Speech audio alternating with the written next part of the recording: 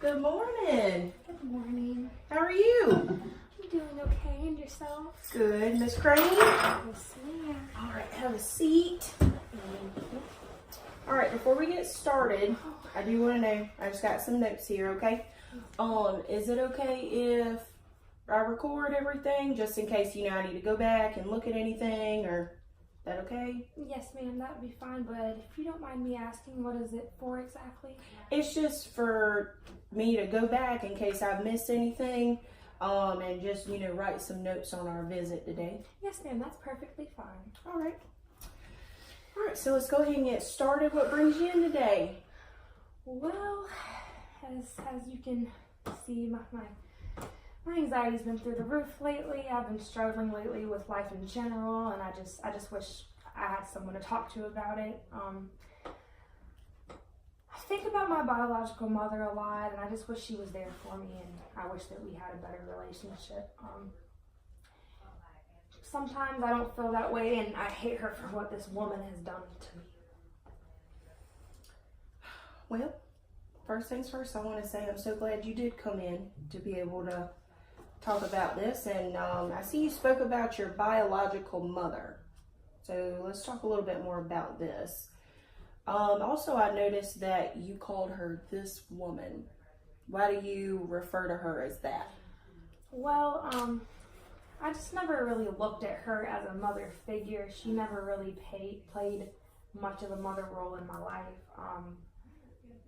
It's been a rocky roller coaster ride with her since I was little till the age that I actually went to go figure out how it was with her. I went to go live with her for a little while. I was raised by my grandparents from the time that I was about 18 months old.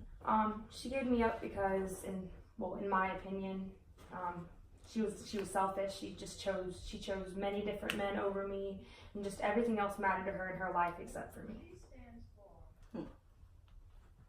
So your grandparents brought you in when you were only 18 months old. That's really early for her to, let them get you.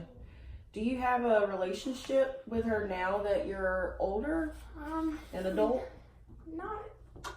Kinda, not really. We talk every now and then, but it's usually through text, and even then, it's the only time she really talks to me is whenever she needs something. Mm.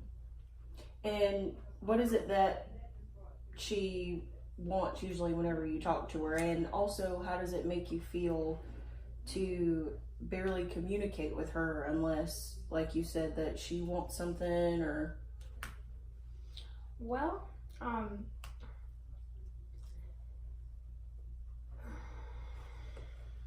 it's okay, take your time. Well, see, she got me started on a lot of stuff when I was younger. I was around a lot of stuff that children shouldn't be around when I was younger and growing up. Like I said, even whenever I went to go see her, you asked me what she would ask for when she would text me. It was mainly to help her when she was in need of finding drugs. Sometimes I believe I was wrong in those ways for helping her out and enabling her to drown herself in the drugs and stuff like that. But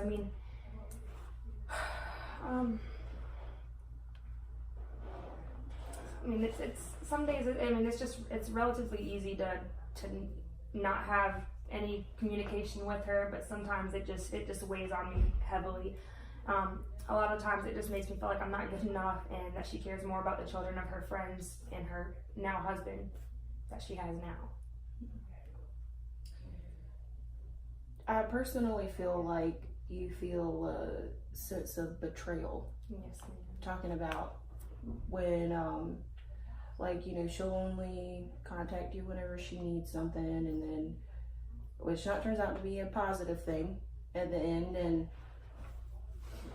Could you tell me just a little bit more about why one of the key emotions here are betrayal? Well, I mean, I feel betrayed because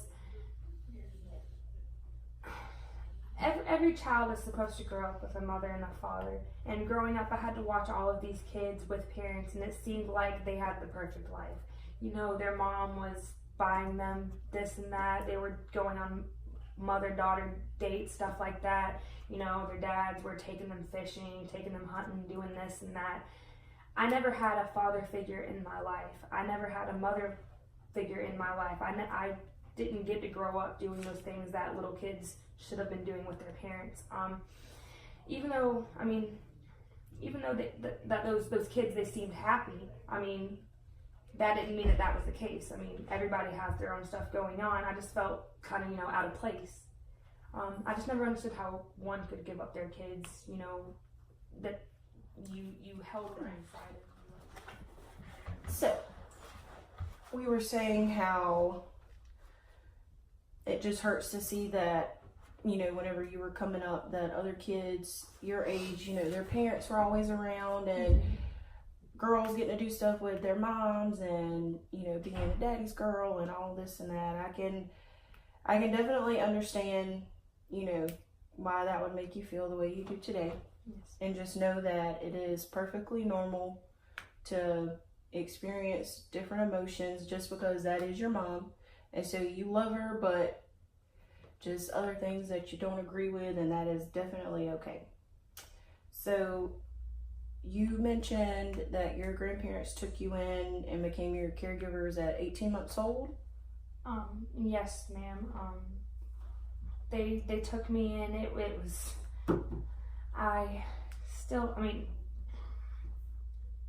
they told, well, I was little, of course, so I mean, it's not in my memory of exactly what happened, but from how it was explained to me by my grandparents, she was staying with this guy that she had just met the day before,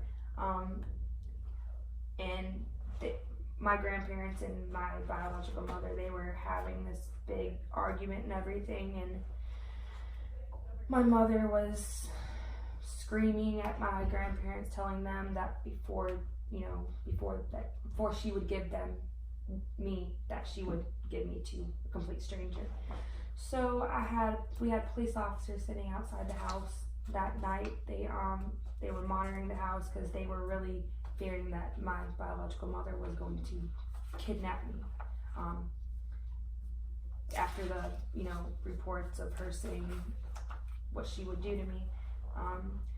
So they were staying out there, and then finally we got news from the police officers to go to a hotel room out of town, as far away from her, where she couldn't do anything. I've just always struggled with the age difference between them and my biological parents, where it's like a 30-year age difference. I mean, whereas my grandparents, when they were growing up, times were different. They can't relate to some of the things that are going on in my life now. I mean, I just felt like I was given up on, and that resulted in a bunch of resentment towards my grandparents because I didn't have that actual mother and father. I gotcha. And so, besides the age difference and the difference in now life and back then how it was for them, because times have changed, besides that, what ways were them raising you different than from how your mother would have raised you? Well, see, my grandparents, they were more strict on me, whereas my biological mother, she really didn't care what I would do. When I was young, my mother continuously had me around strange men as if it was something normal in everyday life. I was constantly around drugs and alcohol. I mean, I experimented with drugs and alcohol at a very, very early age. I guess you could say my grandparents, they just cared about my well-being more than she did. I've always been grateful for my grandparents. I mean, if it wasn't for them, I would have either been in a stranger's home, never knowing any of my family, or worse, dead. All right. Before we move on, I do just have to ask.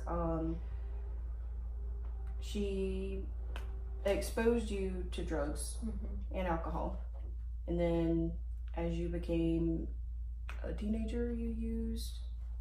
Yes, ma'am. Are you currently? No. Okay. Well, that's good to hear. Also, I would like to add. I see that you speak very highly of your grandparents, and I noticed that whenever you talk about them versus talking about your biological mother, you seem to be a little more positive, and I can definitely tell the change in your voice from whenever you talk about your grandparents versus talking about your mom. It shows me that you have a really good relationship with them, which is a healthy thing for you to have. It's gotten better over the years. It like I explained earlier. I mean, it used to not be that great because Right. like I said, I had so much resentment. I would blow up towards them. I was just mean. Well, for you to have gone through that rebellious stage was, despite the circumstances, a natural thing to do. But now it seems like since you're older that, you know, y'all have a very connected relationship, which is really good. One of my last questions is, with everything that happened whenever, you know, you were around your mother, do you think that your life would be very different now if your mother had not let your grandparents get you? Absolutely. I feel just going off of my biological mother's personality and her total attitude towards life, everything, her relationships. I honestly believe if she still had custody of me and law enforcement didn't get involved, the court systems didn't get involved, I would be living in poor conditions. I would continue to be around random men each week. I would have possibly been given to a complete stranger, when she had finally had enough of me. I mean, that was one of the things she always threw up in their face, that she would give me to a stranger before she let my grandparents have me. I don't know.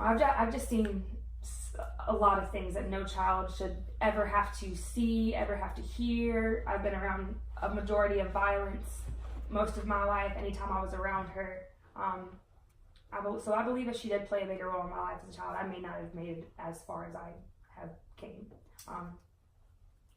Absolutely, I understand that. Sounds like that would have been very different for you. And I can tell that, you know, even though you're here talking to me today and, you know, there's been some underlying things that have been bothering you, I can definitely tell that it made a difference in your life to have had your grandparents there. And so right now what we're going to do is we're going to set up some goals for you that you'd like to achieve today. And I would love it if you continue to come and see me and talk about, you know, whatever. So what's one thing that, a goal that you would like to? Well, my main goal is honestly to just forgive my mother for everything she's put me through, all the pain she has caused me. I've just beat myself up over the years about not having a mother or father, and I just always thought something was wrong with me. I didn't look at the fact that, you know, nothing may be wrong with me. It may just be her, you know. But I mean, I put my grandparents through hell and back because I had so much resentment for them raising me instead of my actual parents. I mean, I just want to give back to them as well, and I mean, just become a better person. Absolutely, I can definitely understand that. So, we can start out this week, since it is your first time seeing me. We can start out and let that be our main goal for right now. And that sounds like a very good and a logical goal that can be completed within, you know, a certain time frame, and we can talk a little bit more about that next week, so, you know, all of this can sink in our session today, And now that we know what our goal is, next time that we see each other, we'll work on a time frame, and just know that if anything needs to be changed or tweaked, you know, if something happens and, you know, it just sets us back a little bit, that's perfectly fine, and that we can change it if need be. So does that sound okay to you? Absolutely, that sounds wonderful. So we can start working towards these goals at any time. Yes. Okay. And we'll talk about some steps to get us moving further in our next session. That sound good to you? Yes, ma'am. That sounds absolutely wonderful. All right. Well, I just want to say you seem very relieved already. I can see a change in body language helps a since lot. you know you first got here. You seem more relaxed, and you can go up to the front and get scheduled for your next appointment, and you know we'll just get the ball rolling. Thank you so much for listening to me and being there for me today during the session. I really appreciate it.